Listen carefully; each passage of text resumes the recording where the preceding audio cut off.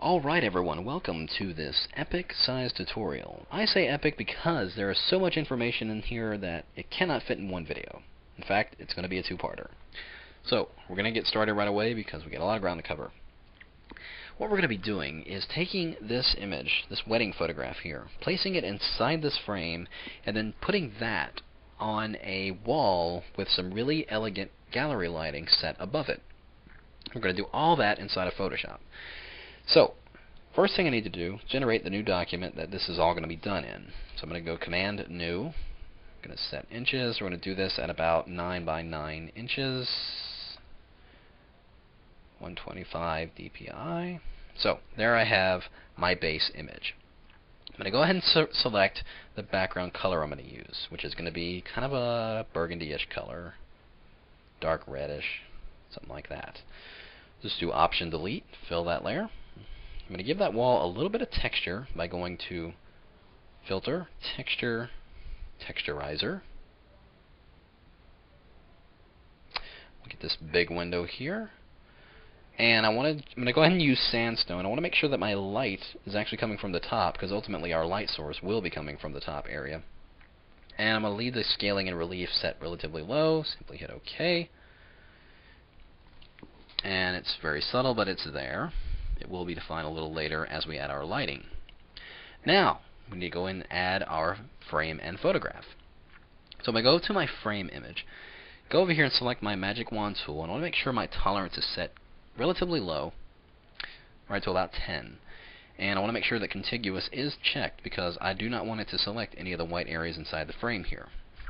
So, I'm going to click on the inside area of that frame, that's white. I'm going to go out here and click, hold down my Shift key to add to this selection, click that white area on the outside as well. So, I want to select the frame, so all I simply need to do is Shift Command I. And that will invert the selection. Go over here and get my Move tool, click on the object, and hold my Shift key down as I drag it into my new document, and that will put it right directly in the center. So, there we have it. Frames in place. I no longer need that frame file. Simply close that. Now, I'm going to rotate this frame just a little bit, or all the way, because the format of the picture is horizontal. Do it like that. Hit Enter. There we have it. Now, go back to my wedding image here. I'm going to do Command A to select all. Copy this to the clipboard, just like that. And we'll just minimize that for now. Back inside the frame, I'm going to go and get my magic wand tool yet again, clicking inside that frame area. I'm going to go under Edit to Paste Into. This is going to do many things when I select this. You see what happens? Boom, it will paste this image inside that selection by placing it on its own layer and then generating a layer mask. So, but you see the layer mask and the image aren't linked by default, which allows me to position this image inside that layer mask wherever I need it to be. In fact, I need to scale it a little bit. I'm going to bring up my free transform, Control or Command T, and let's scale this in just a little bit, just like that. And we'll hit OK. Now, got my frame and image in place. What do I do now? Well, I'm going to generate the light that's going to be set above here. That's going to be casting the light onto the image all over the wall. So I'm going to create a new layer. Go over here and get my pen tool. And just above it, I'm going to start generating the shape of my lamp.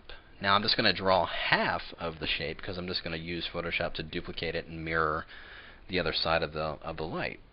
So I'm just going to click, hold down my Shift key, draw a long line here, just give a little line there, go up here, just give it a little bit of a bend there, here, and there.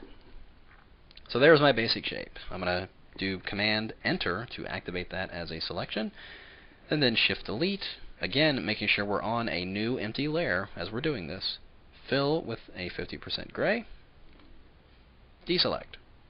Now, I'm going to drag this down and duplicate that layer, and then I'm going to go under Edit, Transform, Flip Horizontal.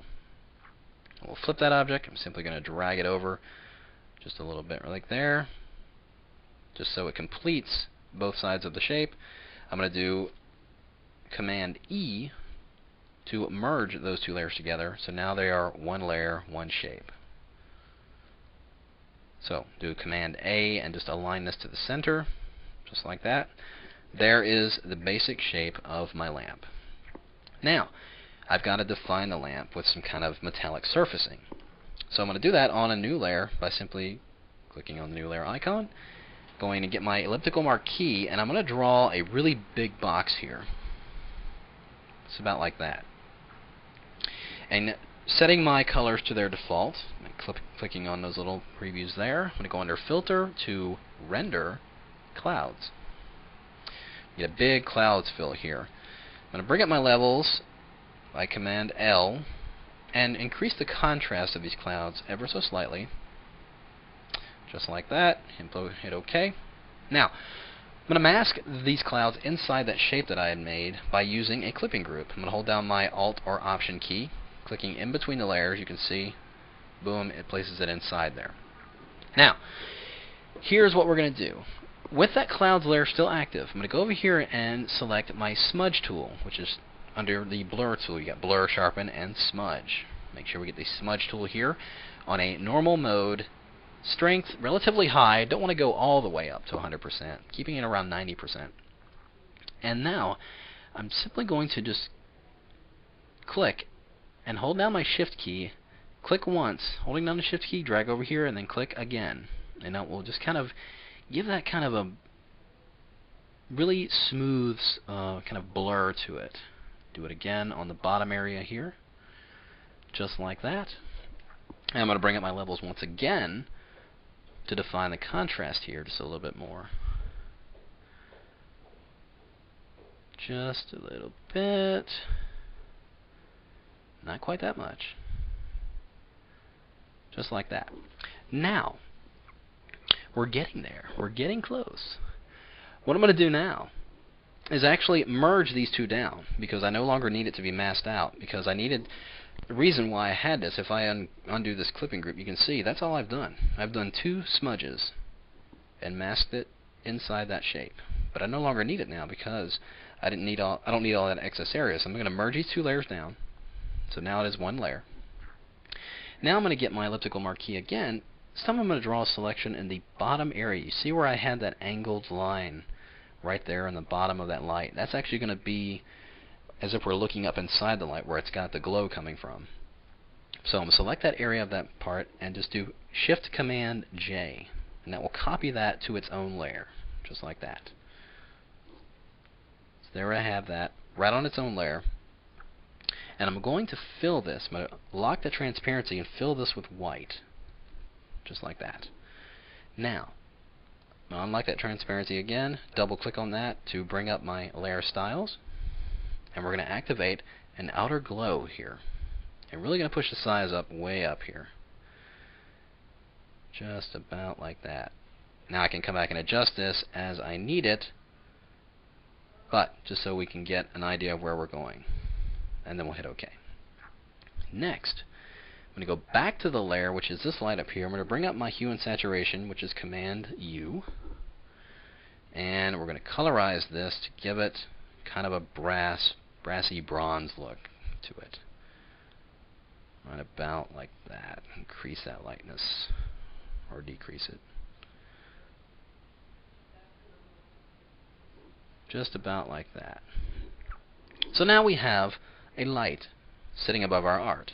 So, next week, on next week's video, we're going to actually generate the light that's coming out of here and cast it onto this image with some shadows and everything like that to really increase the depth and really sell this as hanging on the wall with really elegant gallery lighting on it. So, tune in then, we'll finish this up, and we'll see you again.